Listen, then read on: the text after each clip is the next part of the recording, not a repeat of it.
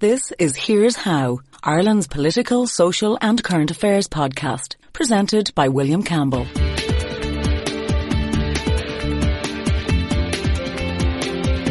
Thank you for downloading episode 33 of Here's How. The election is over, we're just waiting for the result. In the meantime, the census. Is it useful?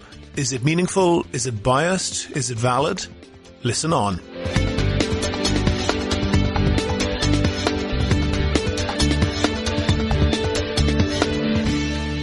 Here's How is Ireland's political, social and current affairs podcast. Make your view heard. Just dial 076 603 5060 and tell the world what you're thinking. Your voicemail may be included in the next podcast. You can find tips on recording your contribution and other ways to contact the show at here'show.ie/call.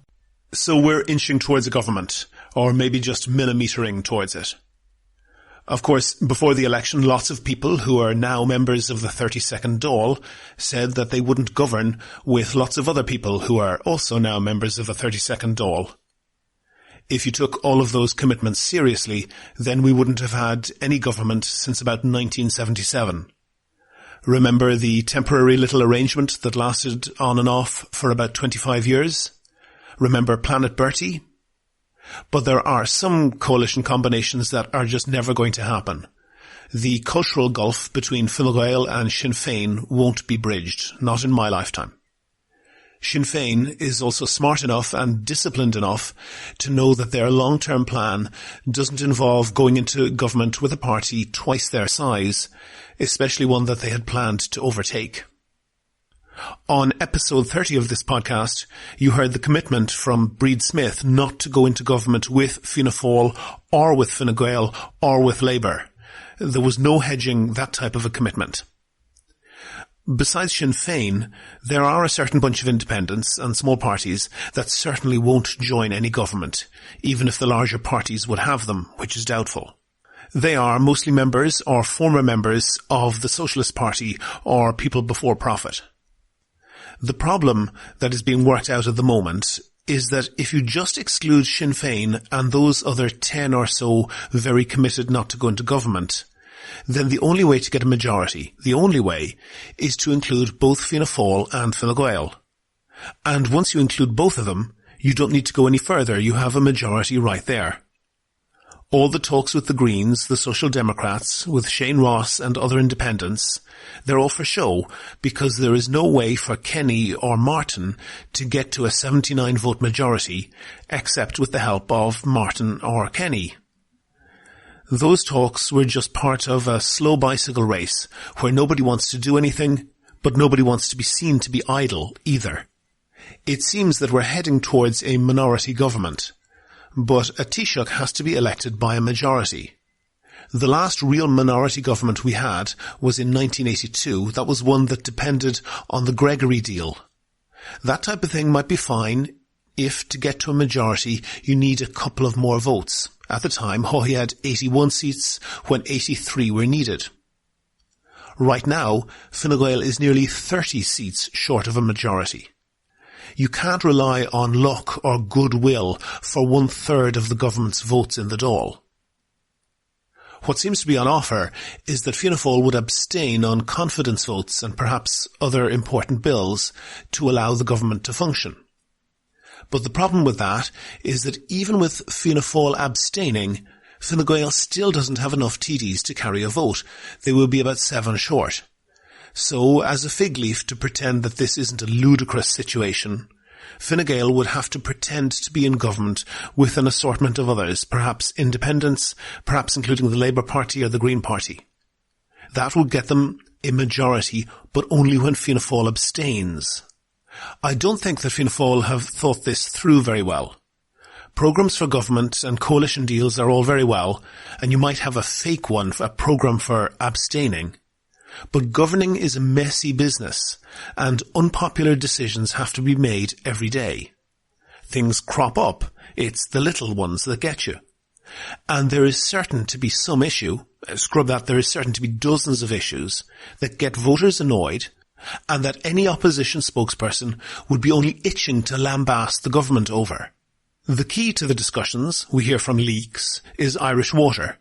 There might be some compromise on its status and the way it does its billing. But Fianna Fáil don't need to worry about Irish Water. They need to worry about the next Irish Water, whatever that turns out to be.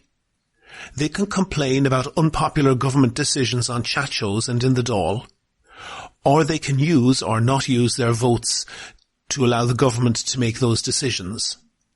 But they can hardly do both. Fianna Fáil are trying to be too cute by half.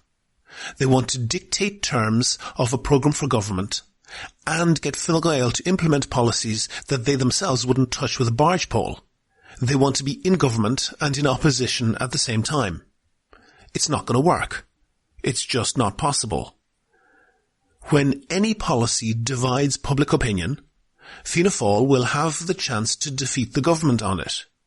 You can be sure that Sinn Féin, the Left and others will be queuing up with motions of no confidence and wrecking amendments to government legislation. Fianna Fáil can't pretend that they have no TDs. Of course, the elephant in the room is that both Fianna Fáil and Fine Gael are struggling not to do the obvious thing, go into government in coalition with each other. And they both know that would end the Punch and Judy show that passes for Irish politics. There is no ideological divide. All that separates them is the Civil War. Since independence, they have controlled both governments and opposition without interruption, and they're trying to hold on to that despite not having the numbers in the current Dáil. We are moving out of the 2.5 party system. I don't know what we're moving on to, and I don't know what Fine Gael and Fianna Fáil are thinking, or if they're thinking, but I'm sure that their top priority is to ensure their own survival. Never miss a show. Follow at Here's How Podcast on Twitter and like Here's How on Facebook for updates on each show's contents. One more thing, the Labour Party, now on 4% in the polls, seems to be more irrelevant than ever, but at least they have said clearly what they want to do. They want to go into opposition. Joan Burton was talking about an alliance with the Social Democrats and the Greens. I'm not sure what the Social Democrats and the Greens will think about that, but there is a clear danger in it for Labour. Unlike previous Dála, there will be very little to make the Labour Party distinctive in opposition, and a lot of small parties that partially overlap with their ideology will be competing with them for attention. One thing that would make them distinctive would be wounded and hobbling to stay in government. Do you agree? Do you disagree? If you want your point of view heard, dial 076 603 5060 and leave a contribution for the show. The lines are open 24/7 and you can find tips on how to record a good contribution and other ways to contact the podcast at here'show.ie/call. I'm joined on the line now by Tony Downs. He's an administrative officer in Census Publicity at the CSO. Tony, what's happening with the census? Hello, William, and thank you very much for this opportunity to talk to you and your podcast followers. Mm-hmm. The census is happening on Sunday, the 24th of April, so it's very close at this stage. Mm-hmm. And everybody in the country is asked to sit down on the evening of the 24th and to ensure that they fill in their census form to ensure we have a full and accurate and comprehensive record of the population of Ireland. Okay, and obviously accurate and comprehensive is important there. Do you get questions sometimes about people for perhaps feeling it's a bit intrusive? Does the state really need to know all of that information? Yeah, well, I suppose there's two parts to the census form. The first part is a standard set of questions about the accommodation, the house or apartment you're living in. So that's a standard set of questions for everybody. And then there's a number of questions relating to each person who may be in the house on the night. So they're all sort of very straightforward and standard questions, which most people would be familiar with and aware of, having probably been through a few census processes at this stage. But generally, people are aware of what the census is and why the questions are asked. And we have on our census website, census.ie, we have full explanations of why we're asking those questions and what the information that we derive from the answers is used for. Okay. I was looking at some information about the US Census. I don't think it's true in Ireland, but I know in the United States they're required by the Constitution to have a census once every 10 years. And the way that it's defined includes counting everybody in the country. And there's some controversy over that in the US because up to 8 million people, which is about 3% of the total, it is estimated are missed in the US Census, and these are overwhelmingly either immigrants or disadvantaged people in some other way. Are you confident that the Irish Census is more comprehensive than that? Well, the aim of the census and its value is that it captures everybody in the country on the night of the 24th of April. And from the point of view of the Irish Census, one of the strengths is the forms are delivered by enumerators individually to every household in the country. So on that basis, we're sure that we get to every house and every home, every apartment in the country. And I know that this time around there are particular concerns and issues about accessing apartments and people in apartments not getting forms. So what I would say is if anybody hasn't received their form as yet, they should get onto Census website, census.ie, or call the low call number 1850-201604 to request their form. Okay. One thing about that, as you say, and I've had experience with it myself. I remember when I was younger, our neighbour called around. She was the enumerator. How confidential is that information? Is there anything to stop that enumerator just kind of flicking through and having a nosy? Well, the census information is completely confidential, and that's actually guaranteed in law in the 1993 Statistics Act. Mm-hmm. So everybody who works on the census has to sign a contract which signs them up as an officer of statistics, and part of that contract is that they give an undertaking to respect and guarantee the confidentiality of all data that's provided to them in their role as census officers. And there are strict penalties and guidelines as to how that data should be handled, and certainly up to now there has never been a data leak breach or a data leak from census statistics or census information. Okay, and as to the accuracy of the information, people who do opinion polls are very conscious that if they ask a question in one way or in another, it can generate a different answer, particularly when you're doing it across a large population.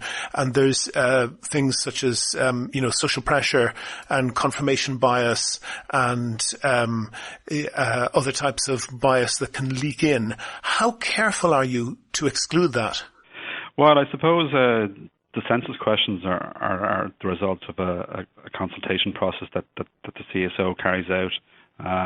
So they would all be subject to consultation and discussion with users. Now, that didn't happen this time around, largely for resource reasons. But ordinarily, before every census, the census form and the questions that are on it would be put out to public consultation, and it's open to anybody to come back to the CSO with their suggestions or any issues they may have in relation to any of the questions. Right. Because I want to ask you one particular question. I'll explain why in a moment, but I'll get you to answer the question first. And the question is, have you stopped beating your wife, yes or no? Well, I suppose that is... Can you give a yes or no answer? Well, the question is not a yes or no answer because that presupposes that you're already beating your wife. So in my case, sure, and it's a classic example of a leading question. Sure. I think it comes. Yes. I don't know if it's true, but I think it comes from a court case where a judge was insisting that a witness answer a question yes or no, and right. The witness said he couldn't, and the judge said, "Of course, you can answer any question if it's a yes or no question. You can answer yes or no." Question 13 on the census says, "What is your religion?" That's an equally leading question, isn't it? Well, I suppose it's a long-standing question on the form, and there are options there to if you have religion, you can. There's 5 options there that you can take if you belong to one of those religions, or there's a 6th option to write in your religion, but there's also a 7th option. To take no religion. Well, it's worth talking about that, and I'll put a picture of this on the website on this podcast's page. But it says, question 13, what is your religion? Tick one box only. It says, number 1, Roman Catholic. Number 2, Church of Ireland. 3, Presbyterian, Methodist, Islam, and then other, as you say. And underneath other, there's a few lines to write in, perhaps another religion that you might have, Jedi or whatever. And then hidden under that is a 7th option, which would be very, very easy to miss, which says no religion. What made you choose exactly that order and to put the 7th option after other? Because as far as I understand it, no religion is by a wide margin the second most popular option, isn't it? Well, in 2011, it would have been the second largest category beyond Roman Catholic was no religion. Absolutely, yes, yeah. And I suppose, as I mentioned earlier, ordinarily between the census form and the questions would be open for discussion and debate. That didn't happen this time around, unfortunately, because the resources weren't there to do that. So the CSO is aware that there are concerns about that question. And certainly it's something that would be looked at in the context of the next census. Sure, but a decision was made to put it there in the first place. It gives off the impression, because in most other cases, am I correct, you typically, where you offer options, you offer them in declining order of popularity. Is that correct? Yes, and that would be the case with that question as well. The 5 religions are listed there. Roman Catholic, with the one exception of no religion, which is really quite difficult to find. Yeah, well, it is there as an option, and I say that the 5 religions that are listed are the ones that would have had the most adherence in 2011. So no religion, obviously, there was in 2011 would have been a very strong number of people putting that option. Sure, but you take the point that it is the second most popular option is the 7th option you list, and it is listed separately from the other 6, and it could well be missed. Yes, I mean it is there as an option. So I suppose you're relying on people to look at the form thoroughly and complete it thoroughly. So it's there as an option. And you said that it was the second most popular option in 2011, which was the last census. Do you have to hand, what were the figures on that? It was just over 3.8 million, so somewhere just above 80% of the people who gave an answer to that question said they were Roman Catholic. Okay. The reason I'm interested in that is because also the Religious Practice and Values in Ireland study, which was done by the Irish Catholic Bishops' Conference, they got 82% Catholic. I believe that was a bit higher. But of those 82% Catholic, half, this is measured by the Irish Catholic Bishops' Conference, half of people who declare themselves Catholics don't believe in hell, 30% of them don't believe in life after death, a quarter of them don't believe in heaven, and 10% of people who say they are Catholics, this is aside from the people who have no religion, 10% of people who say they are Catholics don't believe in God. Isn't there a danger that you're measuring a cultural affiliation rather than actual religious belief there? Yeah, well, I suppose we are aware of it, and that is an issue that has been brought to our attention and has been raised by a number of people.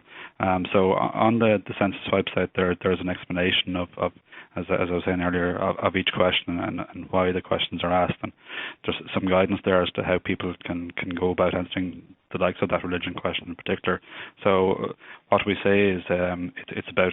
They may have been, for example, just in the Roman Catholic one, they may have been born and baptized a Roman Catholic, but they may not, as you say, be in any real sense adhering to or following the sort of doctrines of Roman Catholicism these days. So there's an explanation on the census website about how they can go about that question, and it's about how they feel about their religion or lack of it now. So there's some guidance there for them on that one. And what is that guidance in brief? Well, as I say, it's about whether you feel you have a religious belief now or not. It's not necessarily to do about how often you go to church or so on. It's about how you feel about your religious beliefs now, if any. And obviously, as the points you've been raising there, that sort of covers that scenario, I think. Okay. One other question, and I still want to kind of get at the accuracy of it, but the point that if you are not counting someone, how do you know that you're not counting them? Well, I suppose, as I was saying earlier, there's a legal requirement on everybody to fill in the form. Obviously, every census period, you'll have some people who don't do that and won't do that for various reasons. And arising out of every census, the CSO would generally take prosecutions against people simply because of the legal requirement to do so. Really? Yes. I mean, as I was saying, the strength about the Irish census is that everybody, enumerators call to every household in the country to deliver the forms, and where forms aren't accepted or people just say they don't fill it in or refuse to fill it in, the census enumerators and field staff keep records of that, and arising from that, there may be prosecutions for people who haven't complied with the legal obligations to fill in the forms. And how many prosecutions were there last time? In 2011, there would have been, I think, 5 prosecutions taken, and various levels of fines were imposed in those 5 cases. Did you have the impression that those were people who had ideological opposition to the census, or that it was more feckless? Well, I suppose people have a range of reasons why they may not wish to do so. Some would certainly have been ideological, some just for their own particular reasons, but as I say, it is the law of the land, so from that point of view, anybody who doesn't fill in the census form is liable to be prosecuted. Okay.